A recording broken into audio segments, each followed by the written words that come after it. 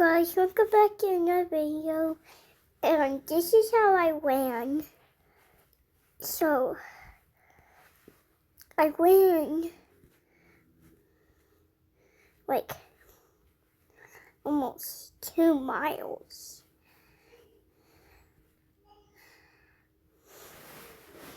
And 1 minute. I'll go about like 1 minute. Oh yeah. Shiki admits that he may scold Akira a bit too much so Kabane, and he decides to go get Akira. Inugami notices that an ice castle is going viral on social media. He rushes to the castle with Shiki and Kabane and comes across many news reporters reporting about the castle. He thinks to himself that Inari can deal with the reporters later. Just then, Yui steps out of the castle and a reporter asks Yui about the castle. Being the wild animal he is, Yui begins to attack the reporter and Inugami shoots at him. All the reporters rush away, and the group notice that Yui has blocked Inugami's bullet with ice. Kabane points out a stone around Yui's neck. Professor Inugami explains that the stone is a null stone which has kimono power embedded, and that the stone can be used to bring death. Inugami then asks Yui what's happening in his village since the null stone cannot be taken out of the snow village. Yui thanks Inugami for taking care of Akira. Kabane warns Shiki not to engage with Yui since silk and ice is not good match. Kabane tells Yui that they are Akira's friends and asks him whether Akira is inside the castle. Meanwhile, Akira watches the ice castle trending through the AI toy's video projection. He wonders what could be wrong with his brother, and the AI toy tells him that Yui's temperature around his heart is very low, which may be affecting his mental and physical self. Yui barges in and asks who Akira is talking to. Akira tells the AI toy to be quiet and then follows Yui down. He then becomes shocked to see Kabane and the others frozen in ice. Akira asks Yui about his frozen friends, and Yui tells him that since he couldn't let Akira out, he froze his friends and brought them in.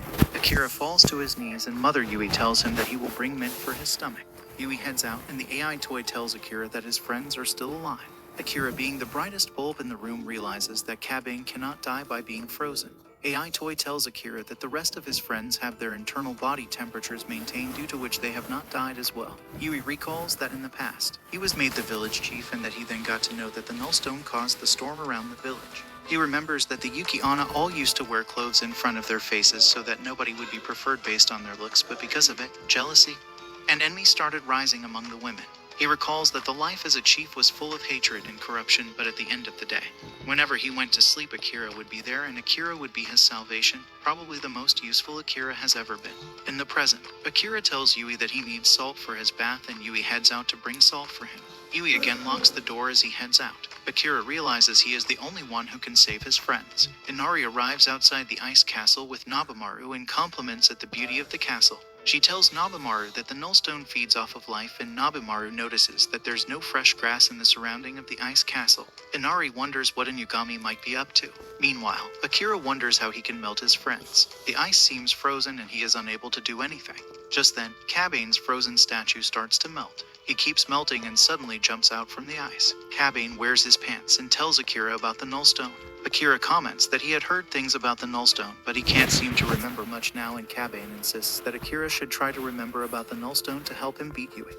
Oh yeah, I forgot to tell you that the sport I'm cooking on can regenerate. Akira is with With him. like He then flames. tells Akira that Shiki probably feels the same. It's Akira's sick. switch suddenly flips. He tells Kabane that he had asked Yui to freeze all of them because he wanted to live alone with Yui peacefully. He then throws the AI toy away. Kabane asks Akira why he is lying. Akira tells him that he has always felt this way and that he hates all of them. Yui returns with the salt and Akira gets in between him and Kabane. Akira tells Yui that he has grown tired of the ice castle, and that he now wants a castle with a view of the ocean. Yui throws the salt down and he and Akira then head out. On the AI toy's instructions, Kabane pours salt over the frozen bodies of Inugami and Shiki.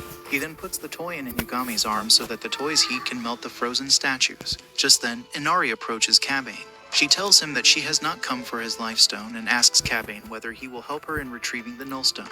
She tells him that the nullstone is also connected with Kabane's parents, and so it should interest Kabane as well. Akira walks with Yui and tells him that it's been a while since they took a walk like this. In the past, Akira and Yui stroll through the village and Yui asks Akira whether his chiefly duties are really hard. He explains that Yui always looks gloomy and that he wants to help him. Yui, never the one to back away from the truth, tells Akira that he is weak while he is strong and therefore he can tolerate all the hardships. He then tells Akira that he should do the only thing that he is good at, which is to keep smiling and to always remain pure. Akira teases him that he is not pure since he even peed in the bed in the morning. Yui realizes that Akira may have become an adult after all and that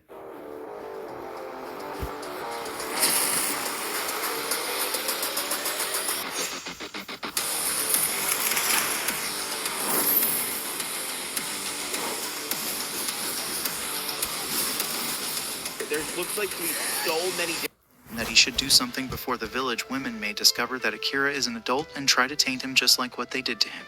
The drama king Yui gathers all the women and tells them to let Akira leave the village or else he will kill himself. They allow this and Yui bids Akira goodbye. He tells Akira to find Inugami and that he will join him in Tokyo soon.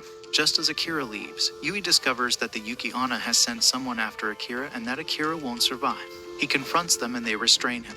He runs away outside and the Yuki Onna chase after him to capture him. In the present, Yui senses somebody approaching and he puts up an ice cage around Akira.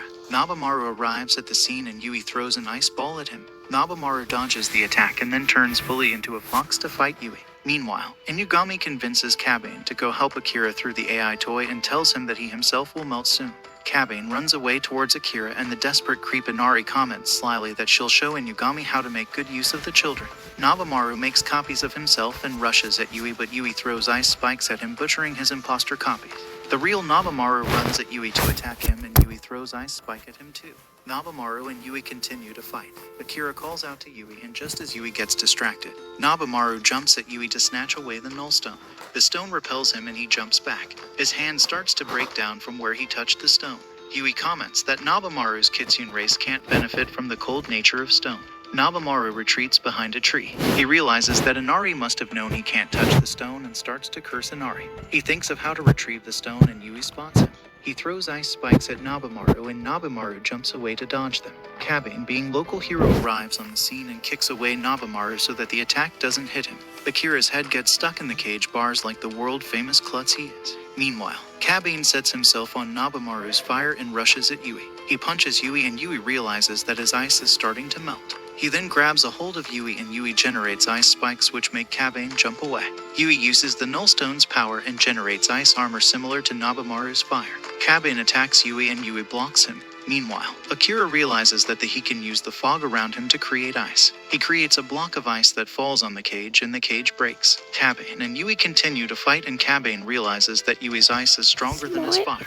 Nabamaru tells Kabane that if he makes the flame any hotter, Kabane won't be able to regenerate properly. Kabane on a nice guy mission tells Nabamaru to make the fire hotter just for a while. Nabamaru heats up Kabane even more and Kabane rushes at Yui again. He lands blow after blow on Yui and Yui's armor starts to break. Kabane starts to fall down due to the damage from the fire, and Nabamaru, the biggest cheerleader from the sidelines, yells at him to land one final blow on Yui. Kabane rushes at Yui to finish him off and just then, Akira jumps in between them. Kabane finally gets burnt to a toast and falls down. Yui pulls Akira towards him and Akira notices that Yui's hands and face are starting to break.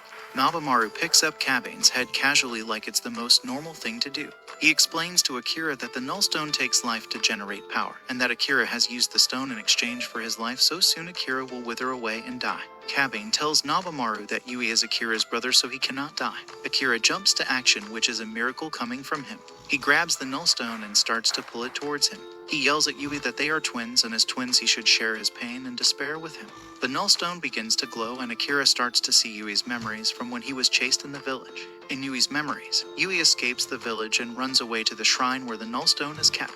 He thinks to himself that if males are born after every 100 years in the village, then it must be God's way of telling the village that it should die. Yui begs the Nullstone to hear his cries. Suddenly the Nullstone begins to glow and then it releases a burst of power into the sky. Akira sees every memory and Kabane rushes to his side to help him.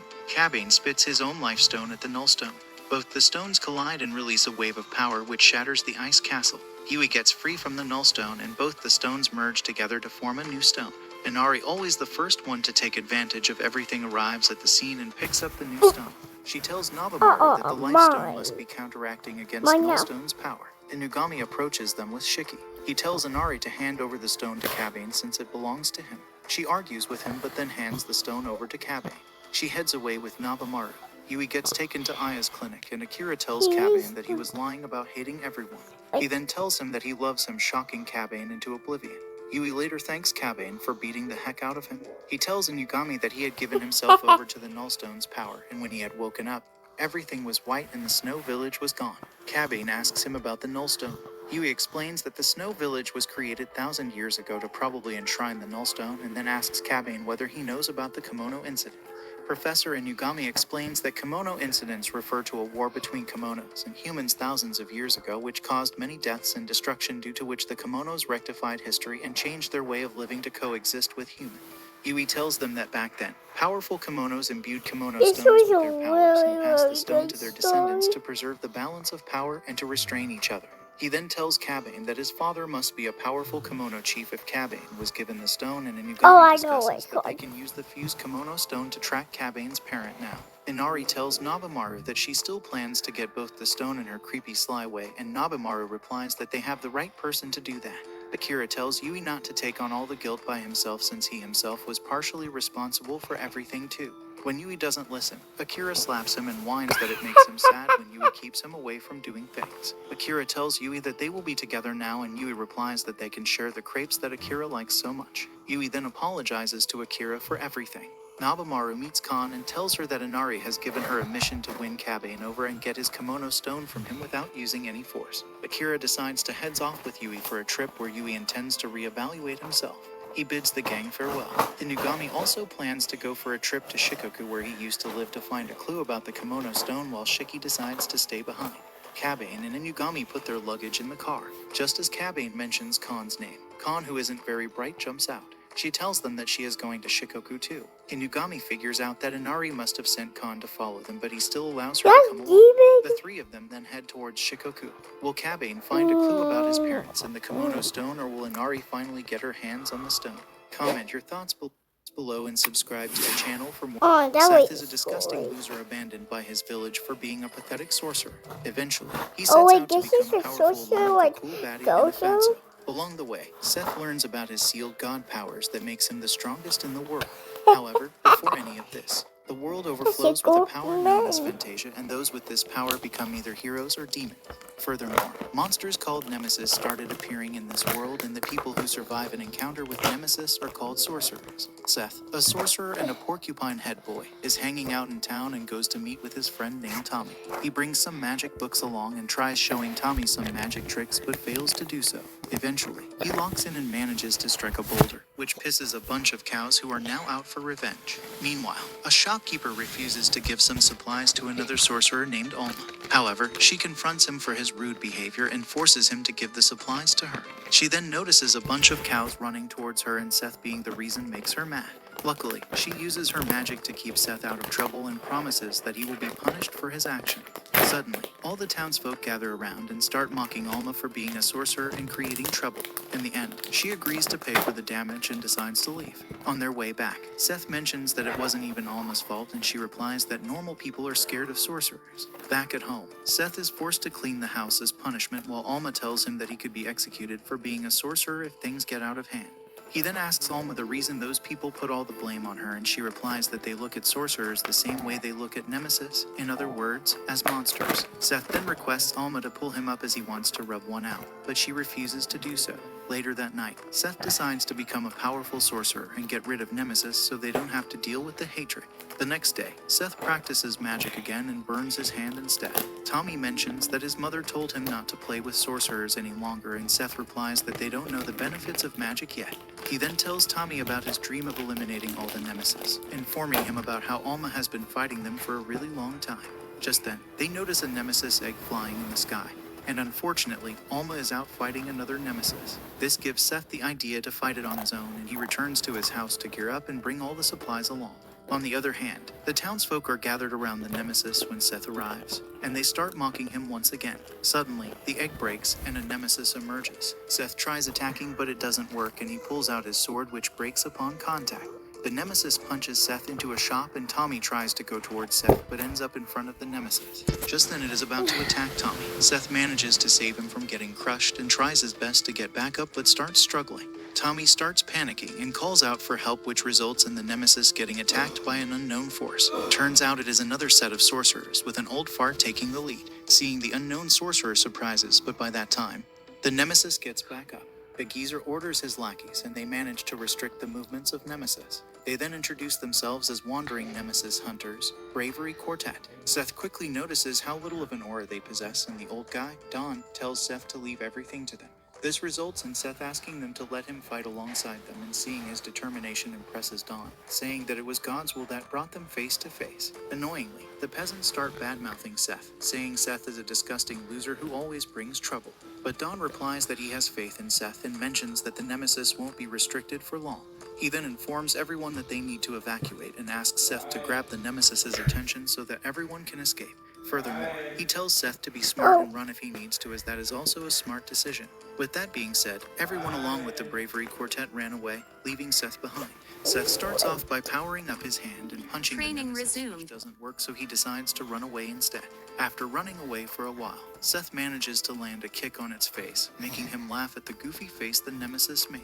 Nonetheless, he continues to attack and fails, reminding him of Don's words to act smart. Seth then finds a chain and makes the Nemesis trip, followed by Seth wrapping the chain around his... Training paused. Seeing how the Nemesis can't move anymore, Seth tries to dig out some information, which makes the Nemesis mad as it fires and... Do you know how many times Naruto came out of a near-death situation? You might think 2 times, or maybe 3, but the answer is a total of 12 times. Yes, you heard it right. Let's go through them all. Number 12, after 30 seconds of his birth. Obito Gift wrapped him in paper bombs. Number 11, on the same night. Kurama almost killed him. Number 10, when Iruka-sensei saved his life. Number 9, while summoning Gomabunta for the first time. Number 8, against Gaara. Shukaku almost killed him with the sand coffin. Number 7, when Kabuto damaged Naruto's heart, but Tsunade saved him. Number 6, when Sasuke shoved a Chidori through Naruto's chest. Number 5, when Diva Path was about to end Naruto's career, but Hinata interrupted. Number 4, in the same fight, Kurama was about to take over and kill Naruto, but his father saved his life. Number 3, against Kurama, he would have lost and died, but this time his mum saved him. Number 2, against the Ten Tails, when Naruto was fully exhausted, Neji saved him from the Ten Tails attack. Number 1, when Kurama was extracted by Madara Uchiha, but someone saved his life. Tell me her name. Do you know how... Sakura.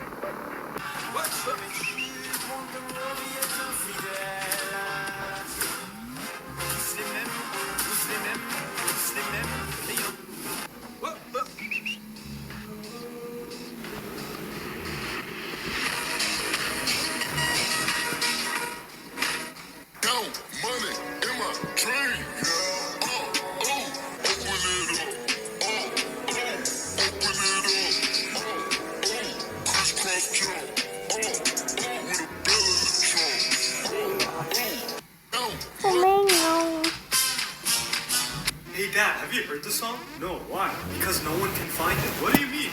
The author of the song named it so that no one could find it. Hey Dad, have you heard the song? No, why? Because no one can find it. What do you mean? The author of the song named it so that no one could find it. Hey Dad, have you heard the song? Here he comes. Take that, sir. Behold, a grown man weeping like... That was your plan? Are you crying? Yes, I'm crying. He hit me with a chair. Here he comes. Take that, sir. Behold, a grown man weeping like... That?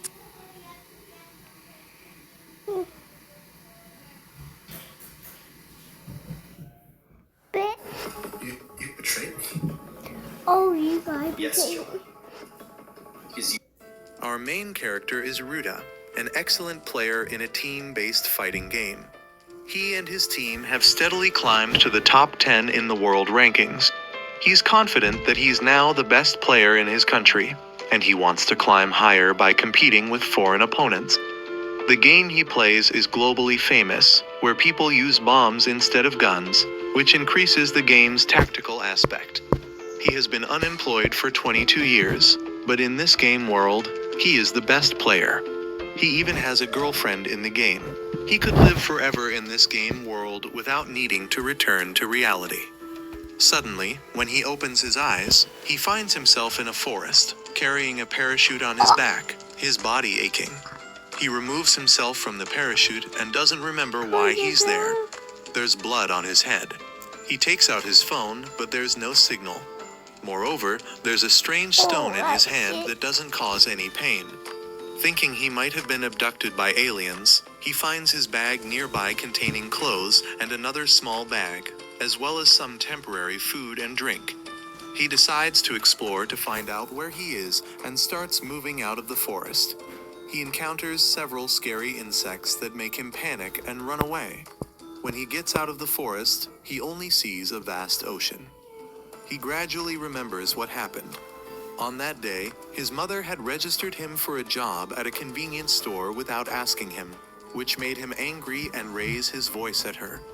When he went out to buy groceries, he encountered some men in suits looking for him. He then ate the only bento he had and now wonders what he'll eat tomorrow. As for the small bag, which certainly isn't his, he decides to open it. He takes one out to examine it, and his fiddling causes it to activate and start a countdown. Feeling uneasy, he throws it away, and when the countdown ends, it explodes. Not knowing why there are bombs in his bag, he decides to ignore it and run away. He then sees someone in the distance and tries to signal them, but the person takes out a bomb and throws it at him. Realizing the danger after the explosion and noting how similar this is to the game, he grabs the bag of bombs and runs away. The person keeps chasing him relentlessly. Thinking he's lost his pursuer and wanting to find a hiding place, more bombs come his way. With no other choice, he wants to fight back. He throws a bomb, but it doesn't explode. He then remembers the activation process, and just as the pursuer comes down, he throws it, but it explodes slower than expected. Without instructions, he doesn't know how to use them properly.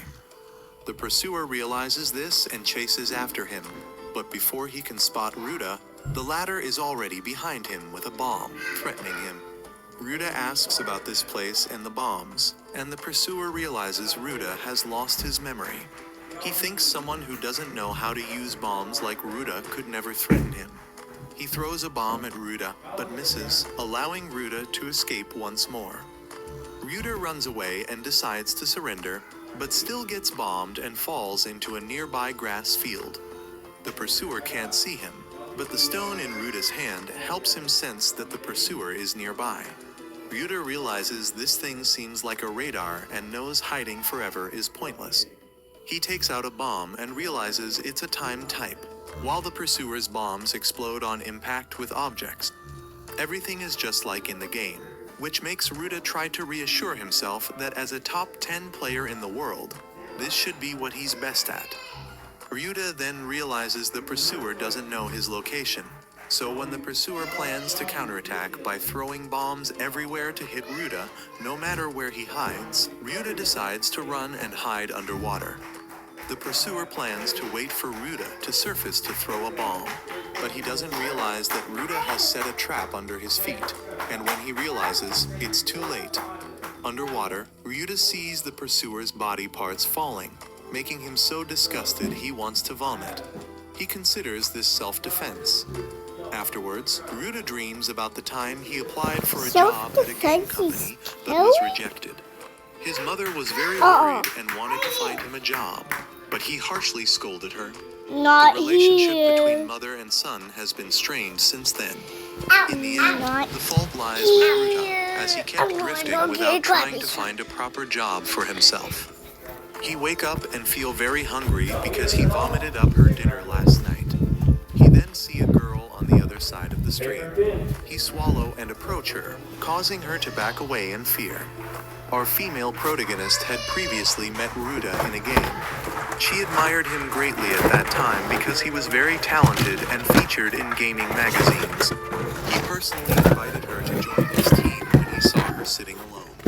She was waiting for a friend who hadn't shown up, so Ruda invited her to play together instead of just sitting idle. I gave you all these things to write so we can see your answers clearly. Fate brought them together. Yeah. The next day, her friend came to apologize for forgetting their plans due to having guests over the night before.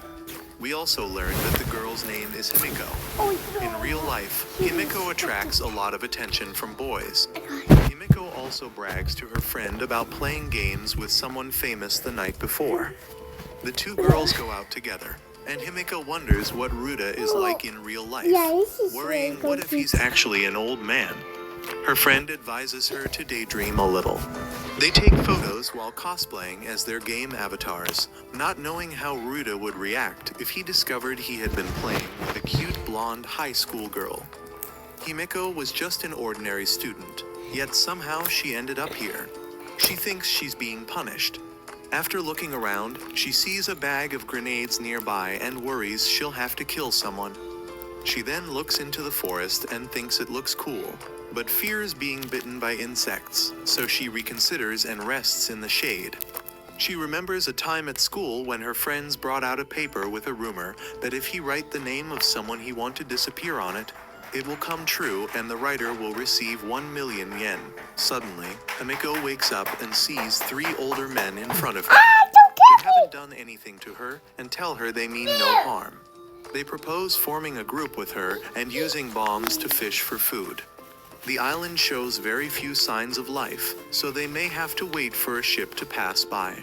Otherwise, they'll have to participate in this game. The friendly older man believes they shouldn't participate in this inhumane game, but the man with a tied head calls him a hypocrite. He says he's a teacher, so he always knows what's right, and he's not weak because he's a 4th-degree judo practitioner. However, martial arts are nothing compared to bombs here.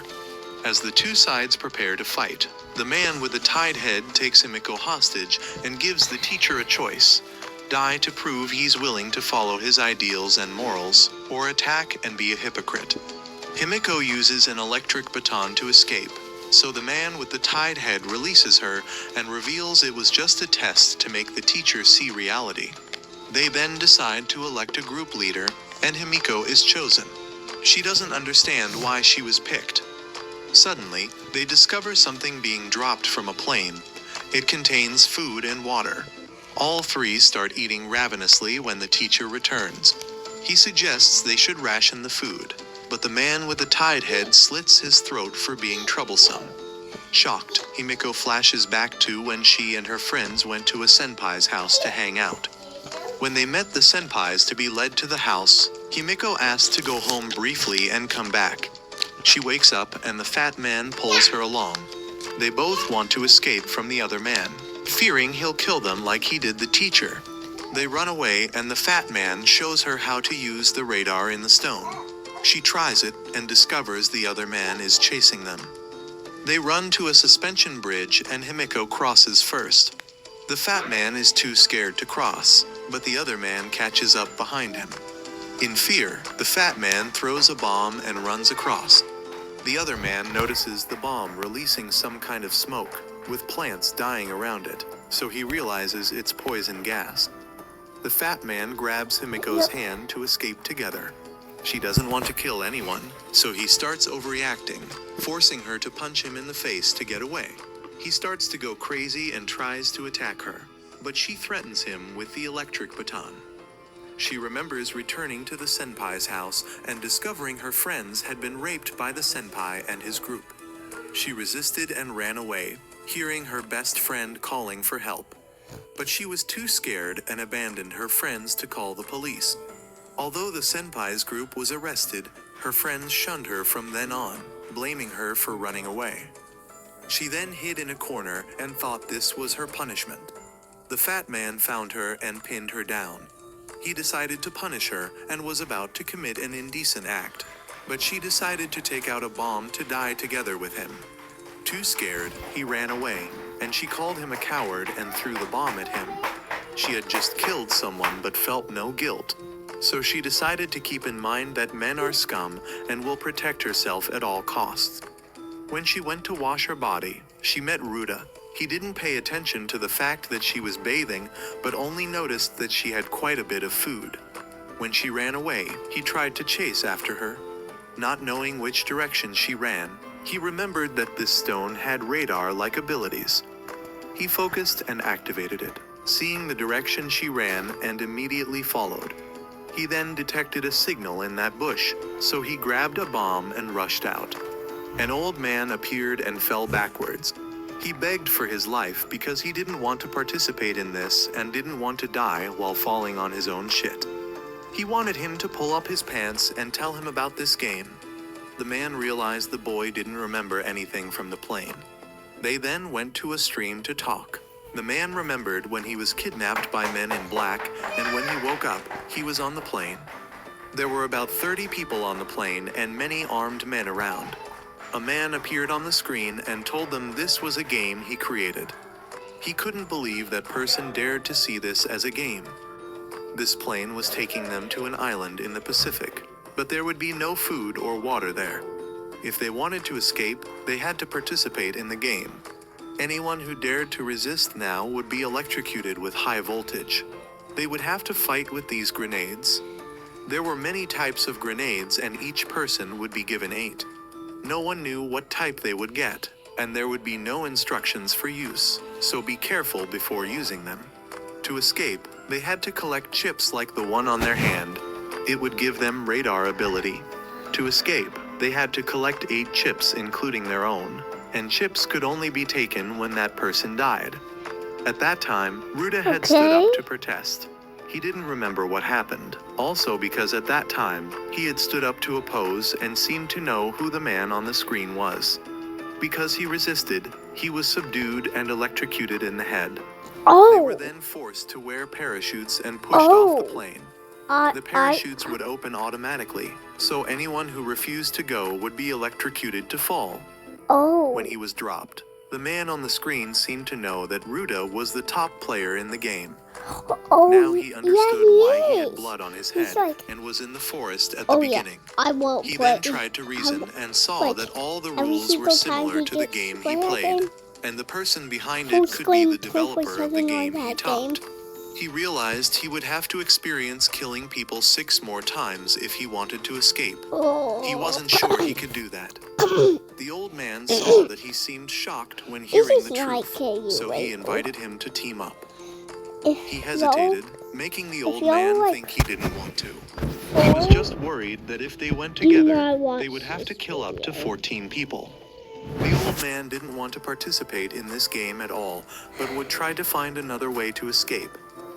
He still hesitated, making the man think he saw him as a burden, but he agreed to go together on the condition that he wanted to see what type of bomb the man had. But the man refused because they didn't trust each other yet, so they needed to keep a secret weapon for each other.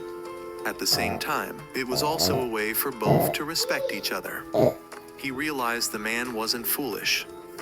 Realizing the man was smart made him more confident that he wouldn't betray him. They then put aside their doubts and introduced themselves to each other. The man's name was Uncle Terra, and after talking, he felt he seemed good too, yet was brought here. They then heard a sound in the sky, so Ruda went up to check. Uncle Terra then ran up, and they both discovered it was the sound of a plane.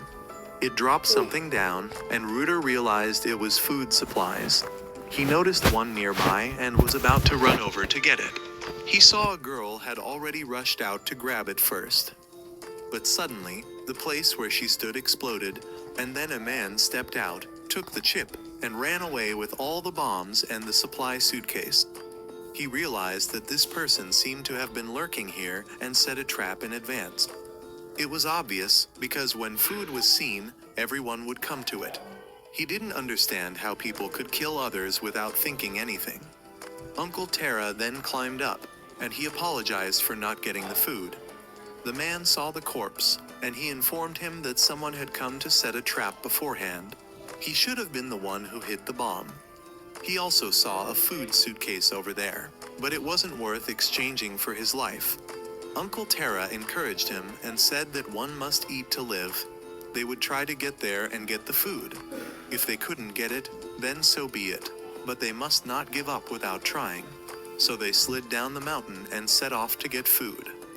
We then learn about a person named Kira, 14 years old. He ran away from home because he was abused by his father, which led to bad habits of stealing and pickpocketing, ending with killing and raping 3 women. He was arrested, and the police said that although he looked cute, he was mentally ill. The best lawyer chose to bail out this madman to enhance his reputation, and depending on the degree of mental illness, this guy might not have to go to jail. The police were helpless when they saw him open his mouth and smile. When thrown up here with the lawyer, Kira started killing frogs just for fun. The lawyer still believed he could reform this madman. He didn't know how to explain it to Kira.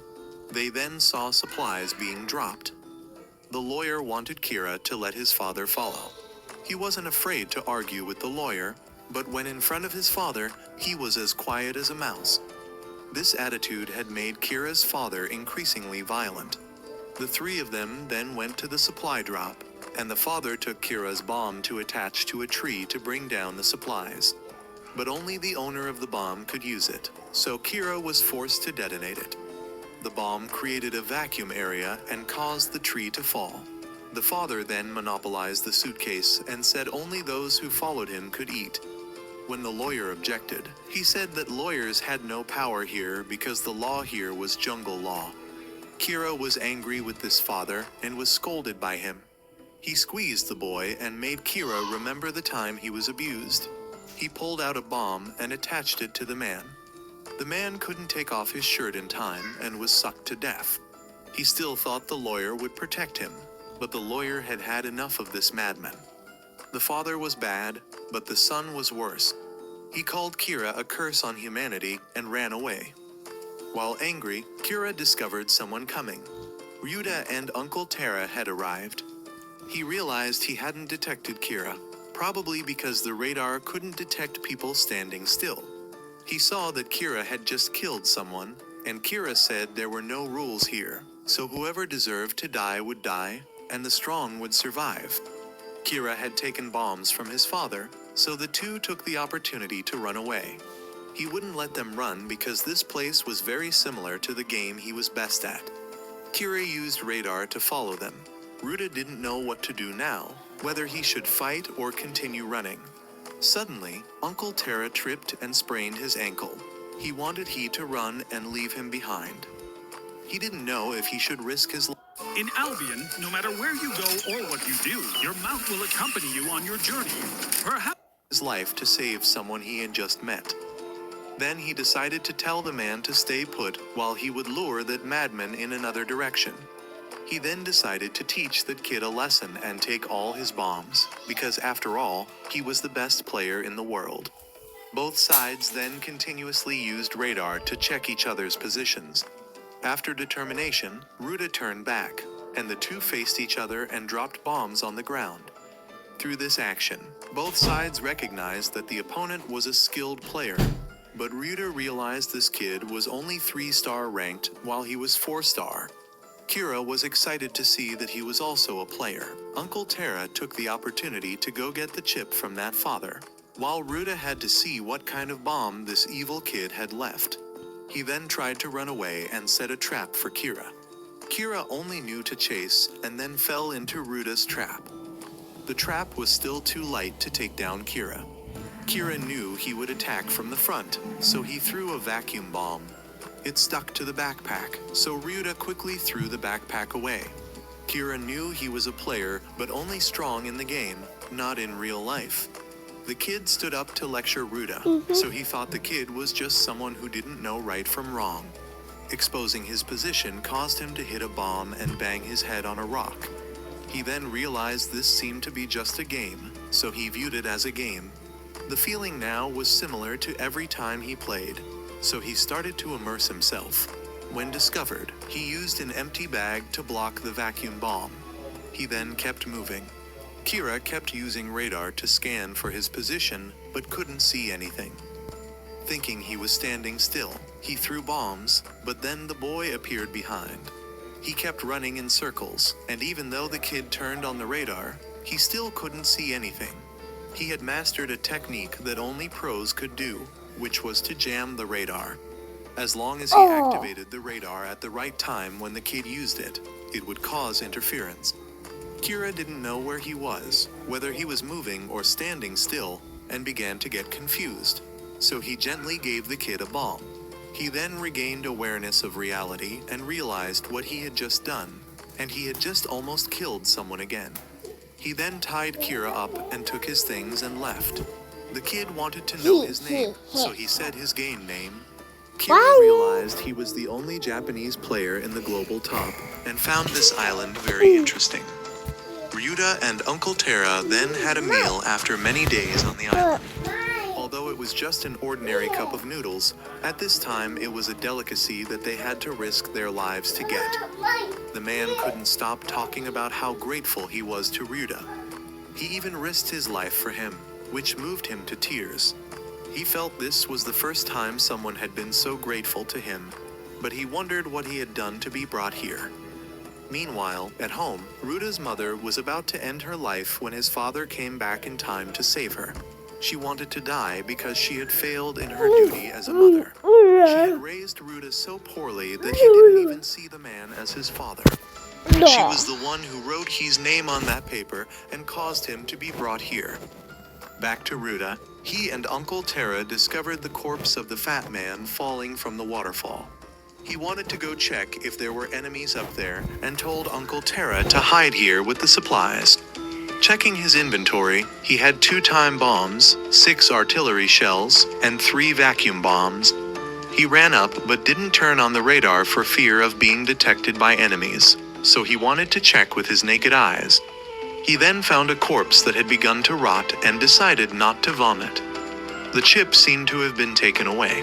Uncle Terra down there had also taken the chip from the fat man's corpse. After a moment of hesitation, Ryuta decided to use the radar. He saw someone on the mountain and realized it was the girl he had met.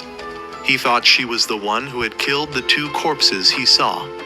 Himiko had realized she was being scanned, so she threw a poison gas bomb and forced Ryuta to run out of the forest and face her. He noticed she had 4 bags on her, so if they competed in the number of bombs, he would surely lose. He tried to negotiate and ask for peace. She agreed to listen and put down her bomb, but his approach made her worried and she threw a bomb at him, thinking he was trying to lower her guard. He survived the bomb and decided to charge forward. As he rushed past, she pulled out an electric baton to attack, forcing him to dodge. He was still trying to negotiate when she was about to rush in and jab him. The image of being electrocuted made him panic and kick her hand, causing her to electrocute herself. Seeing her unconscious, he took her bombs away. Desire rose up, making him consider taking advantage in this place where no one could see, but he restrained himself and realized that the fat man he saw was probably the reason Himiko was so afraid. He carried her away, and when she woke up, he informed her that her body was still paralyzed due to the electric baton, and he wanted her to rest assured that he wouldn't harm her. But she took out a time bomb and threatened to die together with him.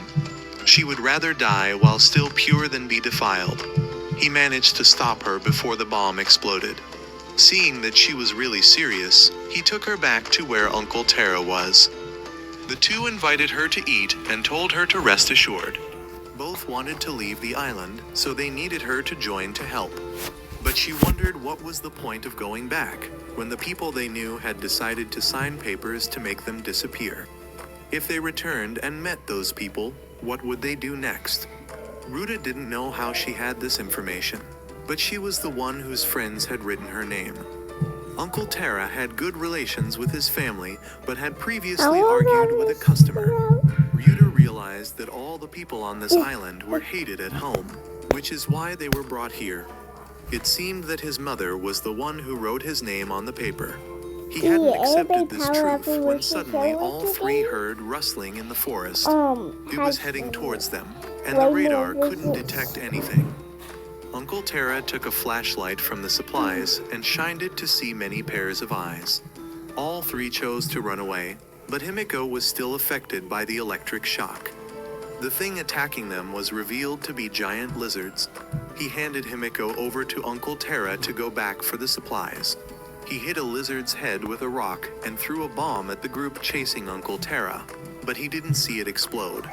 He realized that because he hadn't killed that kid, the bomb wasn't under his ownership yet. He rummaged through his own bag, and because there were too many bags, Uncle Terra was bitten on the leg. He had just found a bomb and threw it to drive the lizards away. The three then left, with Ruta carrying Himiko and Uncle Terra carrying the bombs and supplies. The man saw that he was truly a hero that few could be. He could have left him and Himiko to run away, but he still chose to help. He wanted him to be less pessimistic. Honestly, the man was also very afraid every time he left. He didn't know if he would come back or had abandoned him. As for what Himiko said earlier, it seemed true for him. He might be good to his family, but was very dictatorial at work and had done quite a few bad things, so it was understandable if someone hated him. He believed this was his punishment. He was then attacked by lizards again. Uncle Terra had run ahead. He got separated from the man and wandered in the forest in the dark. He worriedly used the radar to find him, but couldn't see anything. He thought the man had stood still and intentionally taken all the food away. He was attacked by a lizard again, but a bomb flew in to deal with it. Uncle Terra had returned and had been struggling to find him. He realized both sides had been using radar, causing interference. He apologized for doubting the man, but he didn't blame him because when people are afraid, they tend to think of negative things. The man no longer kept his bomb type a secret, because before he didn't trust he completely, but now he had put his trust in him. He believed he would be saved if he went with him. The three then felt the sea breeze, so they knew they were close to getting out of the forest. Uncle Terra found a hut ahead, so they quickly brought Himiko there. They had to get Himiko up to the hut to avoid the lizards behind, but the ladder was rusty and broke, causing all three to fall. Uncle Terra asked him to take Himiko up while he held off the lizards, but his bombs were the tracking type.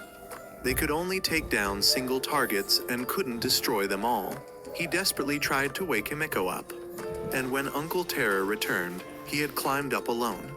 The man thought he was going to save himself and abandon Himiko, but he had run back and thrown a gas bomb into the middle of the forest. The lizards ran away. He wanted Uncle Terra to step back and informed him of the extremely toxic effect of this gas. Because they were in the direction of the wind, the gas wouldn't blow up here. The way he was able to use it was by having Himiko's hand activated for him. He now saw the difference between the game and real life. In the game, there couldn't be wind, and he also couldn't use other people's bombs. Himiko then woke up. All three went up to the hut and noticed that there seemed to have been a battle here before. Uncle Terra then suddenly felt unwell. His wound hadn't been bandaged and disinfected, so it started to swell and cause him pain. He then passed out, and Ruta had to find a way to help. After scouting around, he knew the lizards would return. Himiko didn't know if he had done anything while she was unconscious, but he blushed, causing her to call he a terrible person. When he touched her to explain, she became frightened and didn't allow anyone to touch her. Okay. He then went to get medicine to disinfect Uncle Terra's wound. Although it hurt, he wanted he to continue, but his body writhed, forcing he to ask Himiko to hold him down. She was still afraid of touching others, so he reminded her that Uncle Terra was injured because he protected her. Uncle Terra was temporarily stable afterwards, but they didn't know what to do next.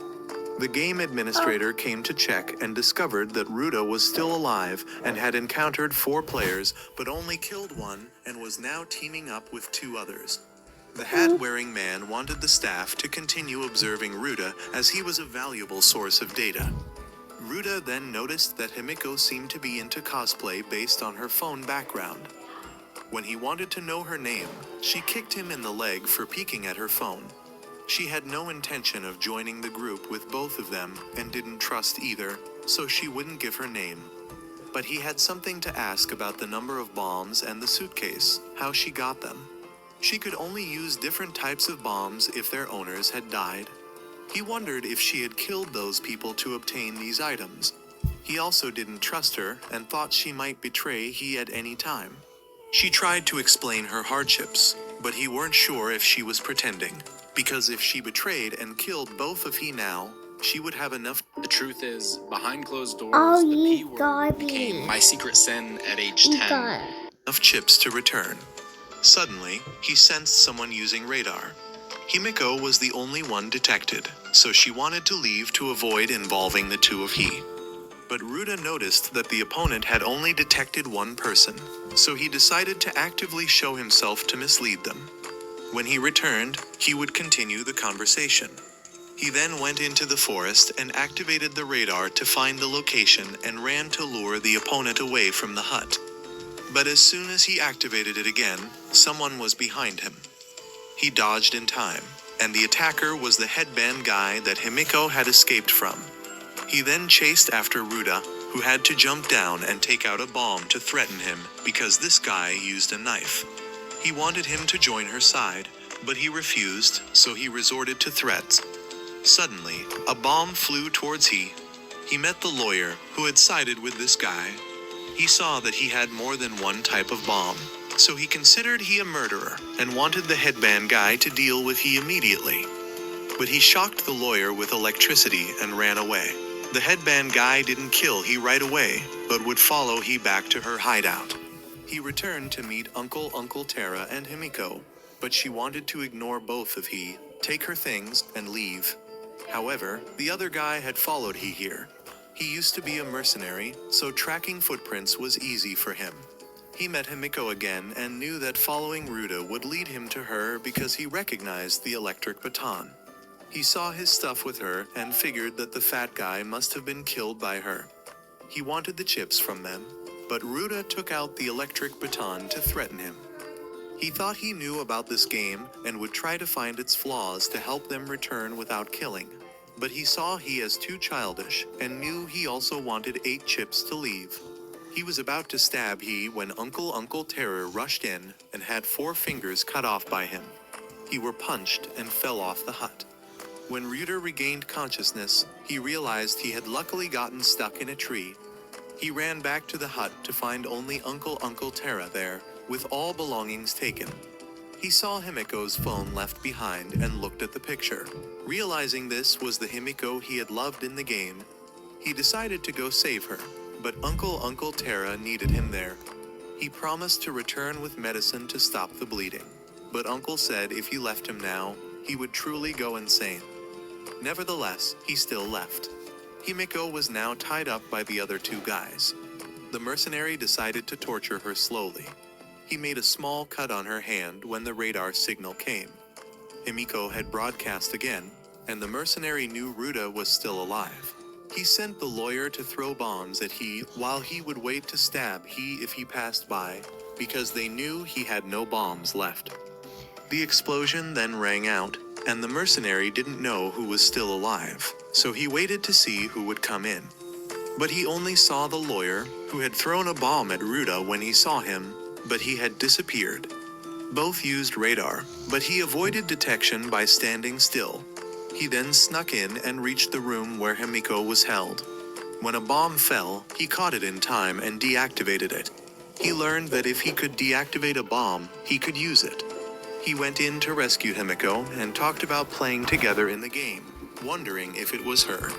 She knew this was the Ruda she had cared for all along but didn't admit it, so he thought he might have mistaken her for another Himiko. As they escaped, they were detected by radar, so the mercenary sent the lawyer to deal with Ruda. He chased he and threw bombs, but he dodged and threw back the bomb he had just acquired. However, Himiko was captured again. He gave he a chance to stand up for a hand-to-hand fight and throw away the knife. He decided to aim for the knife. He had figured out where the 8 chips were gathered, He had at least 2 chips since he had more than one type of bomb. Himiko and the fat guy 2 chips. Uncle Tara and the lawyer 2 more. The teacher he killed and himself 2 chips, making 8 in total. He gave he an opening to grab the knife, but as soon as he got it, he rushed in, beat he up, and locked her arms. He claimed he had broken the rules by touching the knife in a hand-to-hand fight. Himiko rushed to save he, but was pushed away by him. However, she managed to plant a gas bomb on him.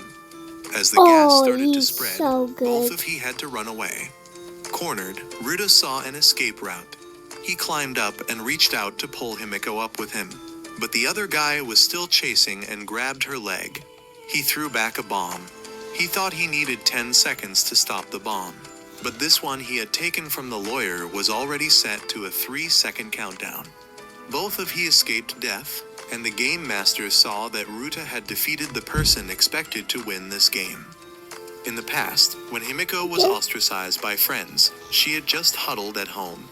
Ruta was the one who came to talk with her. He wouldn't ask questions because everyone has their own secrets. He just wanted her to remember that he would always be by her side. Back to the present, Ruta had gained 3 more chips from the recent incident. But he still decided not to let this game drive him crazy like the others. As for the game organizers, they had used 3D simulations based on the game participants. It seemed they were planning to use these 3D simulations to develop games in the future. That night, Ruta and Himiko had to stay there because the forest path was very dangerous at night. He took out food to share with Himiko and went to change. When he finished changing, he returned to Himiko and decided to sleep in another room. But she allowed him to sleep in the same room as long as he didn't cross a certain line. She thought he was also too crazy to come here without any weapons. He had hoped she was the Himiko he knew from the game because he was just a kid, unemployed, and only knew how to bury himself in games. He put his online friends above everything, and Himiko was the one who accepted his reality, making him very worried if she was really in danger. Yet it turned out he had mistaken her identity. He thought she was asleep, but actually, she was just trying to suppress her emotions. When she was desperate, he came to save her, and he was the Ruta she knew. But even so, her mind was conflicted between hating all men and whether to make Ruta an exception. She had dreamed of their wedding day in the game, and now it was in real-life form. Suddenly, a light shone in, waking her up, and she saw someone very scary and screamed. But she described the person she saw as looking like a ghost. I'm so She sorry couldn't that see you'll have clearly to see. because of the light shining in her eyes. Hearing that the person had a light, he suspected it was a player, so they went to search together. He was about to split up to search when she got a bit scared. Using radar didn't show anything. Suddenly, he saw a light over there, so he left Himiko with the flashlight and went to check. If anything happened, she should flash the radar to let him know. When he arrived at the spot, he discovered that this might be where an enemy was hiding. After he went inside, he didn't see anyone, but there was still a supply suitcase. He then suspected it was a trap, and were about to leave when the ghost was behind he and tried to slash he, but he reacted in time. The next hit was almost lucky. While stuck with the scythe, he kicked the ghost away. He then realized it was a woman, and her hand with the chip was gone, which was why he couldn't see her on the radar. He wondered how long she had been there. He then went back to call Himiko, who was so startled that she hit he in the face. When they met the woman, she woke up and panicked upon seeing Ruta, so Himiko asked he to go outside. She then talked to the woman, who saw that Himiko seemed to trust Ruta, so she told her story. She was a nurse at a small hospital, working diligently until she was over 40 without realizing it. Once, the doctor she admired got into trouble, so she tried hard to save him, only to have the guilt pushed onto her. Not long after, she was thrown up here and met the doctor again.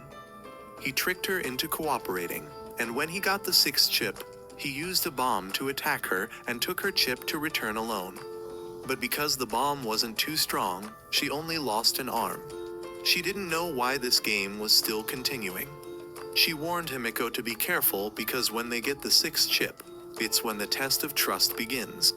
She then told Ruda about the helicopter that would come to pick them up when they got enough chips.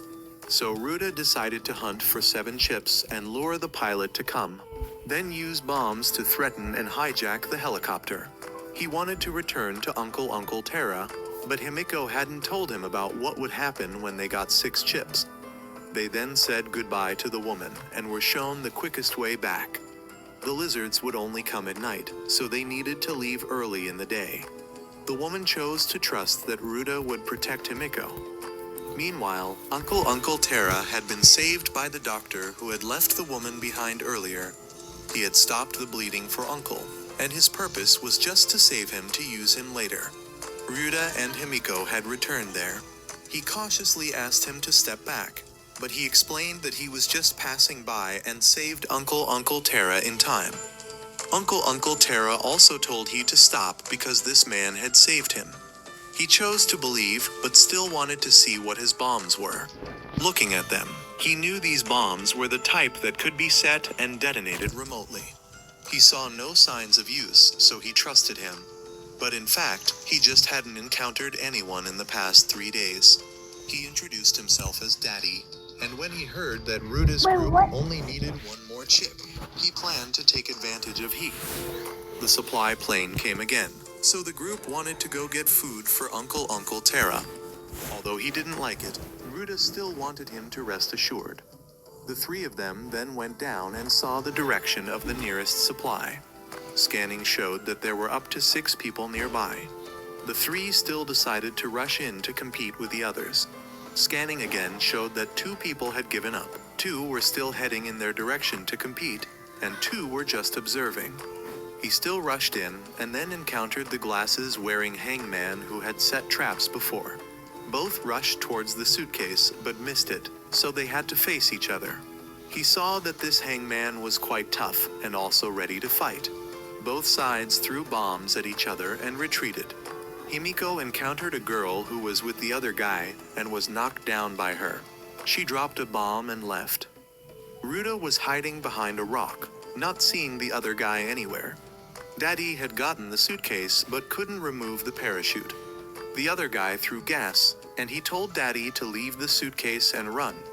He then threw the suitcase back and detonated the bomb he had attached to the suitcase to remove the parachute. He handed the suitcase to Ruda to pick up. He caught it and ran to avoid the other guy snatching it. Himiko was still alive and took out the electric baton to threaten the girl. She had regained consciousness and thrown a bomb away. She was confident that she had the upper hand because her bombs were artillery type, while the other girls were timed, and she also had an electric baton which countered the other's iron rod. As for Ruda, he was trying to run when suddenly fire bombs flew in from somewhere and blocked his path. He couldn't run away, and these fire bombs were from a guy who was with the kid Kira, throwing them down. Kira advised this guy to finish off Ruda, but he didn't listen. The guy with glasses rushed in and kicked Ruda in the mouth, then stole the suitcase and jumped into the water to extinguish the fire. He also got hit again, so he had to jump into the water too. Kira wanted him to ambush at the shore where the other 2 would climb up. As for Himiko, even though she had an electric baton, she still couldn't gain the upper hand, because the other woman grasped Himiko's psychology and knew the reason she carried self-defense tools. Himiko lost her composure and attacked, so she got kicked and lost her electric baton, then was restrained. The woman advised Himiko to give up, but Himiko now didn't know why she had tried so hard to die before, but now was desperately clinging to life. She realized the reason was Ruda. She resisted and pushed the woman away, retrieved her electric baton and pressed it against the woman, causing her to angrily grab Himiko's head. A bomb from Daddy flew over, and luckily both of them managed to dodge it. He had actually intended to kill both her and the woman, but when he saw she was still alive, he came over and asked about her well-being as if he had just saved her. She knew she couldn't trust this guy, but if she said anything now, he would take action immediately. Meanwhile, Ruda had climbed up to the shore. He saw the guy who threw the firebomb and decided not to come ashore yet. The guy didn't see anyone there, but noticed the suitcase, so he casually went to grab it and then stomped on the bomb and died. The guy with glasses got another chip, but Ruda stood up and threatened him with a bomb, forcing him to drop all the bombs and the suitcase. He complied, and Ruda didn't understand why he could give up everything so easily. He told the guy to move away from that spot, and he was still worried that the guy had set a trap. He was concerned that the guy had some kind of remote control and asked him to show his hands, but he had nothing, which made Ruda even more suspicious. When Ruda later risked approaching, the guy had activated the detonator hidden in his mouth. He thought he had succeeded, so he activated the radar, but Ruda was still there. The organization was very excited about the battle between the two, as Ruda had 3 chips while the other guy had 4. It wasn't necessary to kill the other person, but just getting enough chips from the other would be sufficient to escape the island. The guy with glasses had hidden the controller in his sleeve and used his mouth to retrieve it when Ruda wasn't paying attention. But Ruda survived because he didn't actually approach the suitcase, instead going in the direction that tricked the guy's vision. Ruda knew he would rush into the smoke to get the items, so he threw a bomb, but the guy didn't come and instead went to the corpse to get the firebomb. Ruda had run into the water to escape the firebomb and then helplessly watched as the guy took the suitcase away. Somehow the guy suddenly knew Ruda's name. Ruda didn't know how he knew his name, so he asked, but the guy just turned away. When Ruda later climbed ashore, he met Kira again. The kid thought the battle between the two was great and also wanted to have a rematch with Ruda someday. He had also taken back the bombs from Ruda, since Ruda couldn't use them anyway unless the kid died. Ruda then collapsed exhausted on the sand. Himiko and Daddy came to find him. He apologized for losing the suitcase. Daddy outwardly said it was okay, but inwardly cursed Ruda as useless. Himiko hugged him to show her concern. On the way back, Ruda still didn't know how the other guy knew his name, but he also noticed that the guy resembled a friend of his from school. That person's name was Oda, and he excelled at everything from sports to academics. Girls flocked around him, but he chose Ruda as his best friend. Oda had once realized that Ruda liked a girl in their class and told him to be brave and confess to her. But comparing the gap between himself and Oda, Ruda thought that this cowardice would cause him to die as a virgin. Then one day, he saw the girl he liked crying, and it had something to do with Oda. So he asked and found out that Oda and the girl he liked had slept together. Ruda couldn't keep his calm and beat up Oda. Both were suspended afterward, and Oda quit school entirely. Ruda heard that he now runs a big club. He felt that he should have asked about what happened back then. After reflecting, he thought that guy really might be Oda. They then had to divide the meager food supplies that Daddy had brought. He was very angry and regretted joining the group. He knew he had to leave this group soon or try to get the chips quickly. Ruda tried to feed Uncle Terra, but he kept feeling unwell.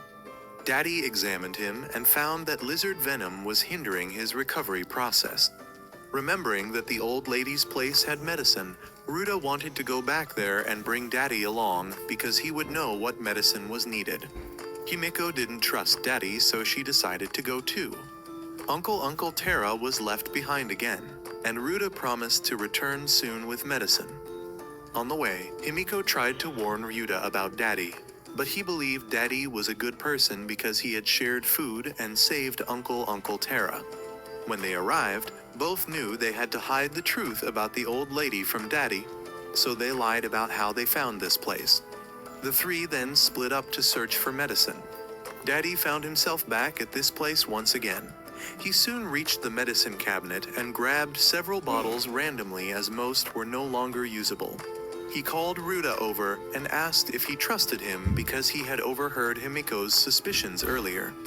Ruda still chose to trust him, so Daddy handed him the suitcase and told him to keep it safe. Suddenly, Himiko returned and told Ruda to throw the suitcase away. Daddy realized he had been exposed and detonated the bomb immediately. He then laughed gleefully, thinking he had dealt with Ruda. He went to find Himiko and intended to deal with her too. but the old lady stabbed him from behind. He recognized her instantly. 10 minutes earlier, Himiko had gone to ask the old lady about medicine and learned that only antibiotics and painkillers were left. She pointed to the room with medicine, and they discovered Daddy. Recognizing an old acquaintance, she warned Himiko about him and the suitcase, so Himiko rushed down to warn Ryuta, but was too late. The old lady led Himiko away, but she no longer had the ability to fight. Daddy followed and detonated a bomb to block their path. He herded them outside and stood in the middle to observe, but the old lady took a bomb from Himiko and threw it at him. He ran away in fear, but it was actually to lure her to where he had planted bombs and detonated them. The old lady fell down, and because she was holding a bomb, it also exploded. The old lady passed away while Daddy pursued Himiko, wanting to collect all the chips to escape the island again.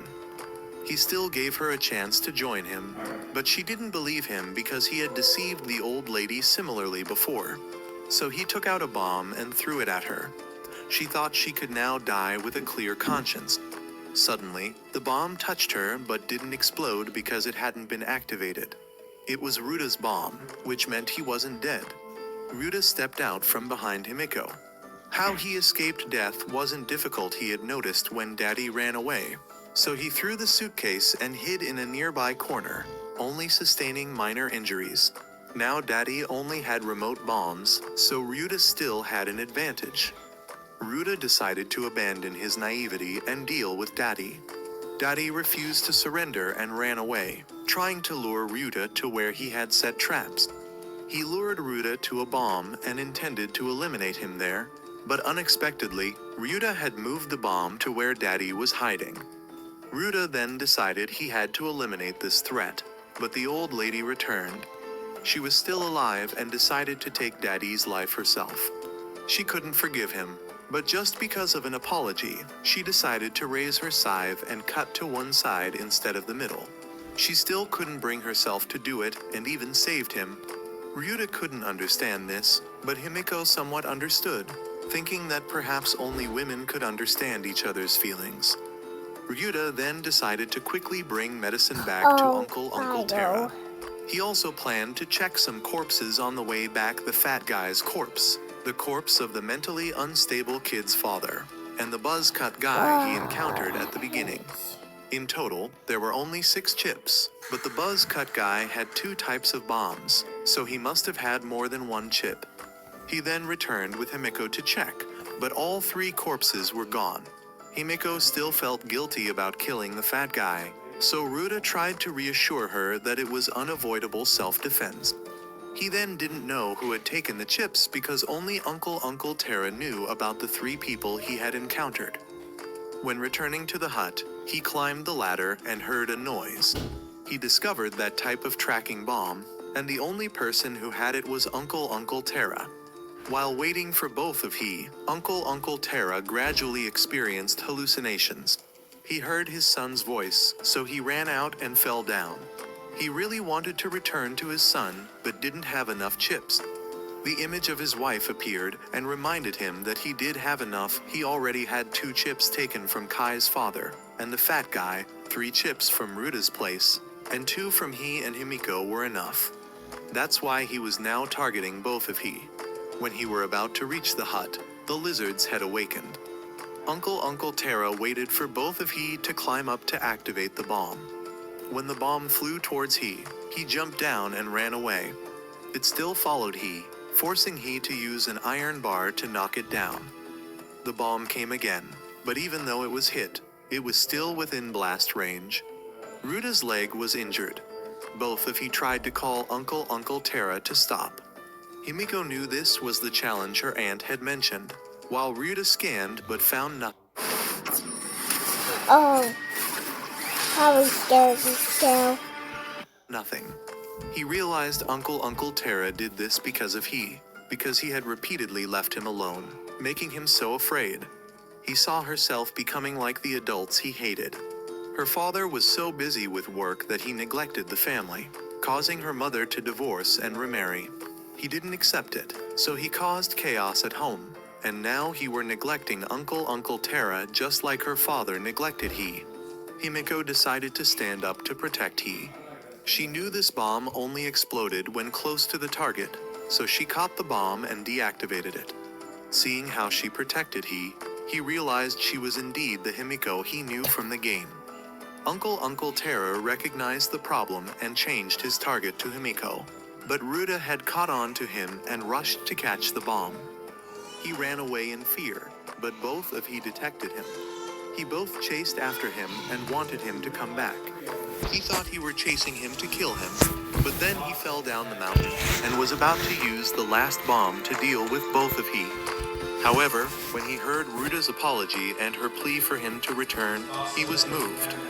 He realized he was wrong, and now that the lizards had arrived, he knew this was the end for him. He apologized to his family for not being able to endure any longer and aimed the bomb at himself before detonating it. When he both heard the explosion, he came to look and found that he had died. Ruda tried to blame himself for not apologizing earlier, and now there was no chance. Afterwards, he both returned to the hut, and Ruda let Himiko know that Uncle Terra was just as ordinary as anyone else. He understood that the uncle had endured a lot, and his constant neglect had contributed to the uncle's departure. But Himiko asked if he wanted to leave this place. She took out 3 chips from Uncle Terra's place. With the 3 chips he had plus hers, he would have enough. She wanted he to take her life and return because she had nowhere to go now. He were the only place for her to return to, and even though it was just a virtual world, he had saved her many times and stayed by her side when she was most desperate. She realized he were her hope for living, but he weren't that kind of person who would accept her sacrificing herself. He had realized she was the Himiko from the game that he always wanted to meet. He asked for a kiss first, and the two of he were supposed to have a sleepless night, but Ruda noticed Himiko was still scared. The image of Oda appeared in her head, urging Ruda to go ahead, but he decided not to become like him and demanded him to get out of her mind. Ruda then turned to Himiko and wanted her to stay optimistic. He said he would gather enough chips with her and escape from here. When that time comes, he wanted to date her. They hugged each other. Meanwhile, the organizers suddenly rushed to bring helicopters to the island and had to bring the goods back in one day. The remaining people on the island would continue to fight until they could return home. And here the movie ends. Our male protagonist is dreaming of himself